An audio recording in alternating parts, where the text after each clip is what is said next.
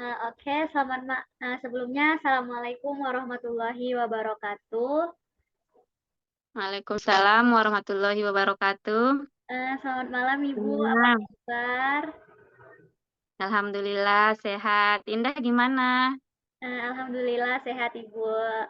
Sebelumnya saya Ya, mengucapkan terima kasih banyak kepada Ibu yang telah meluangkan waktunya untuk melengkapi tugas akhir saya ini, Bu. Eh, ya, oke. sebelumnya boleh perkenalan terlebih dahulu, Ibu? Boleh. Nama saya Yurna Fitriani. Mungkin Indah udah tahu juga ya, untuk perkenalan aja. Selanjutnya, apa yang perlu ditanya nih? Indah mau menanya tentang bagaimana kejenuhan siswa dan apa mungkin motivasi yang Ibu berikan kepada siswa terhadap kejenuhan-kejenuhan yang ada pada siswa tersebut, Bu.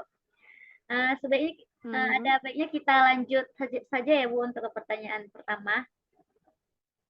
oke, lanjut ya. Dijawab. Mungkin dalam kejenuhan ya pertanyaannya.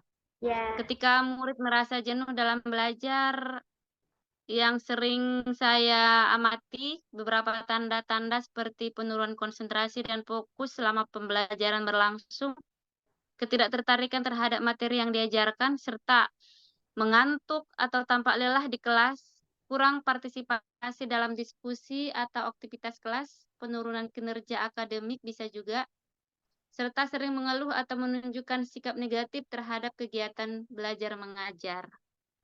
oke baik, Bu. Untuk pertanyaan keduanya, mungkin bagaimana menurut Ibu tentang faktor-faktor yang dapat menyebabkan murid merasa jenuh dalam belajar?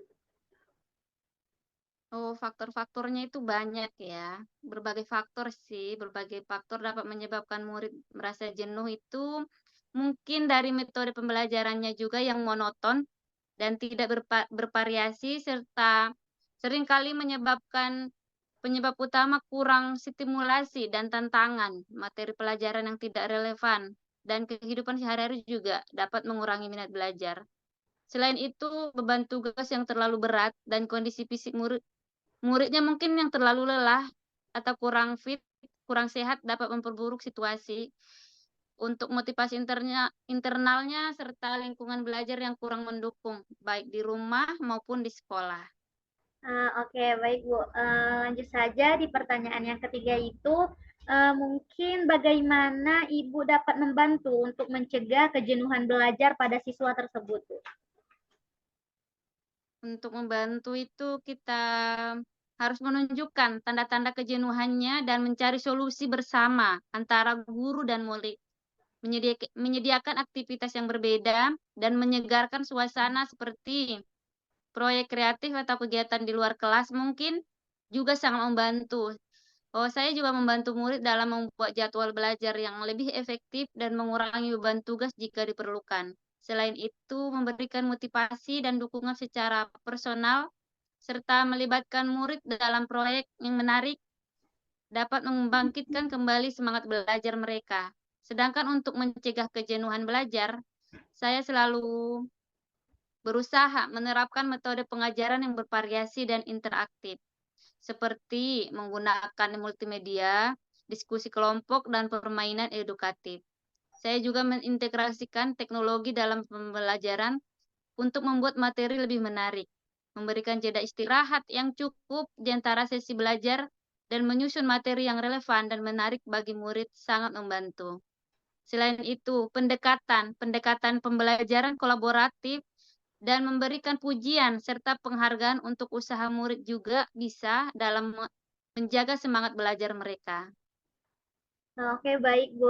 Terima kasih, Ibu. Mungkin ada satu pertanyaan lagi terkait motivasi, yaitu dari mana murid mendapatkan motivasi dan bagaimana Ibu dapat membangun hubungan yang positif dengan murid untuk meningkatkan kegiatan motivasi mereka, Bu.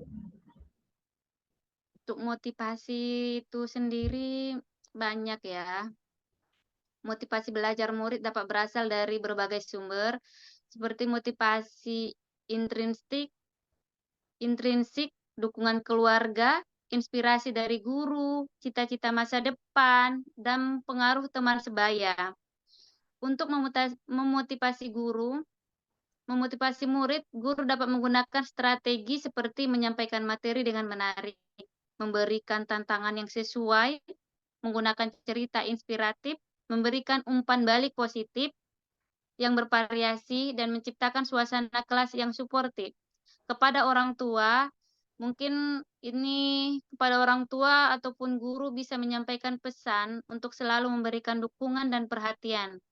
Soalnya itu mempengaruhi guru dan orang tua dan orang-orang terdekat. Itu motivasinya ya, dukungannya terlibat dalam proses belajar anak, memberikan contoh positif, menetapkan tujuan belajar bersama anak, dan menghindari tekanan yang berlebihan.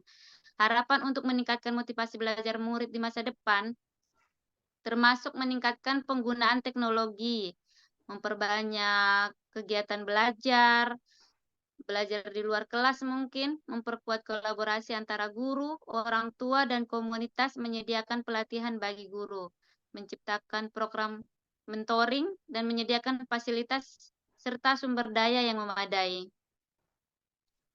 Membangun hubungan positif dengan murid juga penting, yang dapat dilakukan dengan menunjukkan empati, mendengarkan pendapat murid, memberikan dukungan moral, berinteraksi di luar jam pelajaran, mengakui usaha dan prestasi murid, serta menciptakan lingkungan kelas yang ramah dan inklusif. Mungkin itu aja, Indah. Oke, Bu. Ada yang perlu ditanya lagi? Mungkin sudah cukup, Bu, untuk pertanyaan kita di pertemuan pertemuan sekarang, Bu. Sekali lagi terima kasih atas waktunya, Ibu. Ya, sama-sama. Oke, terima kasih, Bu. Assalamualaikum. Waalaikumsalam. Right now.